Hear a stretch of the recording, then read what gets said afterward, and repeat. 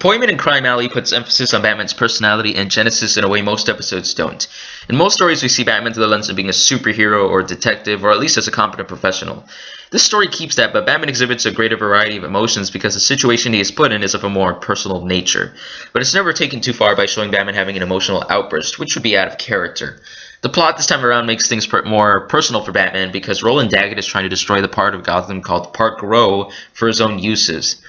Most Batman fans know that Park Row was the most luxurious place in Gotham and that it later became the slum known as Crime Alley, but this episode explains this for newcomers, and it's how I first learned about the significance of Crime Alley. What really connects Batman to this place is the death of his parents, which makes him feel he must keep fighting crime so that Crime Alley will never ruin another child's life. This is not the only reason Batman wants Crime Alley preserved, but we'll get into more of it as we go along.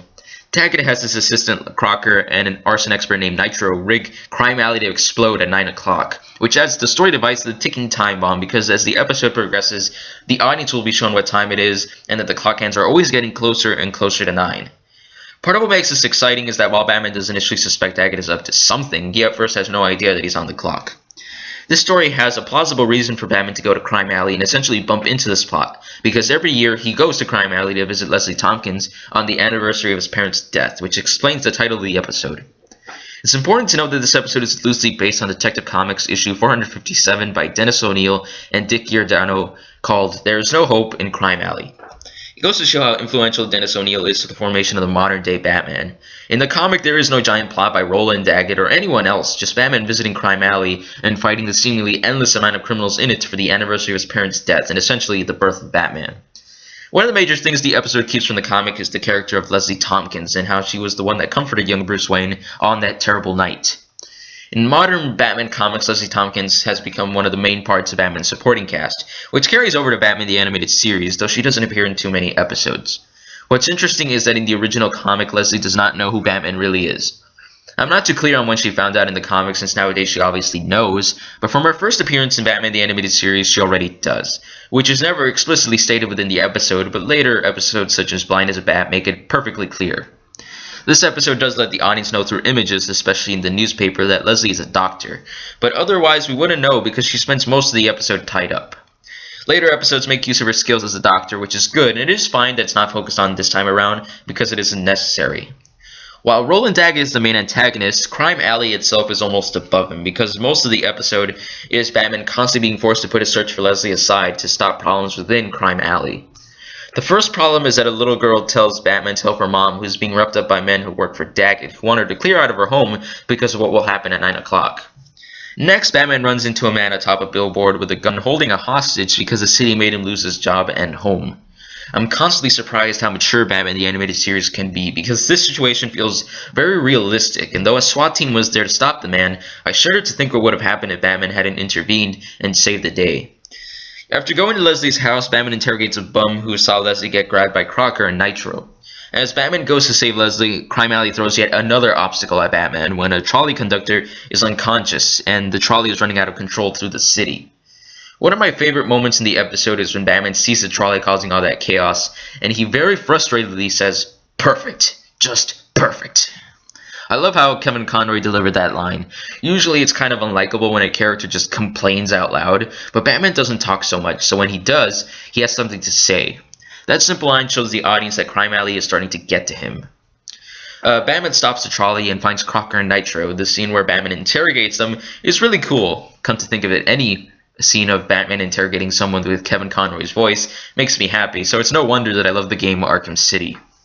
As Batman unties Leslie, the episode builds up to the moment where the clock reaches 9, with the speech Roland Daggett makes at the Better Business Council dinner. In a way, he does have a point in that part of the reason the city can't make progress in terms of keeping crime down is Crime Alley, but he would only make it worse by controlling more criminal operations, and the good people of Crime Alley would be driven out of their homes. The episode catches the audience off guard by showing many Crime Alley buildings explode at 9, but Batman goes to Daggett and explains that he was able to disarm the bombs, except for a few abandoned buildings. Daggett is able to weasel his way out of suspicion by placing the blame entirely on Crocker and Nitro. In the original Detective Comics issue, there is a moment where Batman loses his temper and brutally beats up a thug who pulls a gun on him the same place his parents died. At the end of this episode, Batman has a similar moment where we see him angrier than we've ever seen before, when Daggett leaves scot-free, but like in the original comic, Leslie calms him down. This moment shows that Batman can't always win, and the point that Batman gets angry feels more natural than Batman having a blowout on a thug who has a gun. No offense to the original comic, which is also very good, but I prefer how it's handled in this episode. The episode ends with Batman and Leslie finally having their appointment in Crime Alley, with Batman leaving roses in the spot where his parents were killed, and closes with the image from the newspaper Batman looked at earlier with Leslie Tompkins comforting Bruce Wayne when he was a boy. On the whole, I think I Am the Night did a better job exploring Batman's humanity, but the way this episode did was very effective as well, and the final image is truly heartwarming. The last line Batman has in the episode is that there are still good people in Crime Alley. It's a difficult line to walk to make Gotham such a horrible place, but also make it worth saving. Most popular Batman stories are able to make this work, including Year One and Batman Begins, by making it clear that Batman sees that Gotham City genuinely has good people in it. This is why the comic City of Crime really rubs me the wrong way.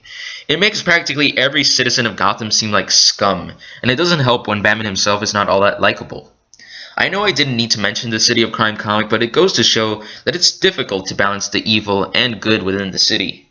Appointment in Crime Alley is a very well done story, and it surprises me thinking back when I watched this episode as a kid that I still really enjoyed it because there are no supervillains, just regular people and Batman helping them out, which is definitely a plus.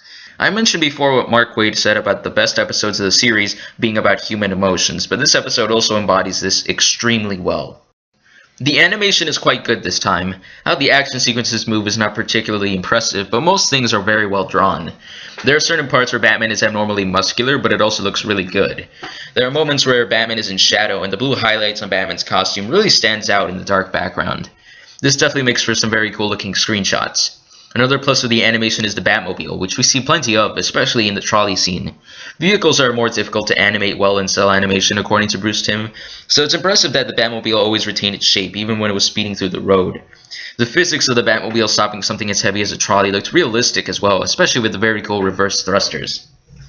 The music very effectively sets the more personal tone the story was going for. There's a theme that repeats many times throughout the episode that has that personal feeling, but it sounds intense, which fits the ticking time bomb plot point, giving the audience the sense that time is constantly running out. The score also gets very touching and sentimental, especially at the end when Batman leaves the roses. The two main guest stars in this episode are Ed Asner as Roland Daggett and Diane Mulder as Leslie Tompkins. I've already said that Ed Asner is a superb voice actor, but I feel the need to say it again because he's that good. I probably wouldn't care much for Daggett as a character if his voice didn't sound so good, so I look forward to him popping up, despite the fact that he's just a regular, corrupt businessman. Fans of Star Trek might know Diane Mulder as Dr. Pulaski from The Next Generation. Much like Alfred and Gordon, she brought warmth to her role, which makes the idea that Tompkins is Bruce's surrogate mother work very well. Her performance also gave the character dignity, so you feel that she means it when she says that Crime Alley is her home and that she's not afraid. I've already said how good a job Kevin Conroy did, so I think I'll leave it at that for the voice acting. If you have the first box set, Appointment in Crime Alley is one of the episodes I recommend most. It's a great introduction to Batman's relationship with the citizens of Gotham, though part of your enjoyment of the episode may have to do more with whether you enjoy Batman's stories where he goes up against a supervillain. Still, I commend Batman the Animated Series for telling a good variety of stories, because Batman is a character that can be used for different types of narratives, which is part of the reason he has lasted throughout the years. This episode is relatively straightforward, and sometimes the best way to convey a story is to keep things simple. Not every episode can do that in a way that's very enjoyable, but Appointment in Crime Alley does, so I rate it a 5 out of 5. Despite giving it a perfect score, I do understand why I don't see this episode on many top 10 lists, because this series has many other great episodes. In terms of the first box set, it's one of the best episodes on there. Thanks as always for tuning in, and next time we are introduced to another Batman villain in Mad as a Hatter. Hope you guys will join me for that next review, so until then, take care.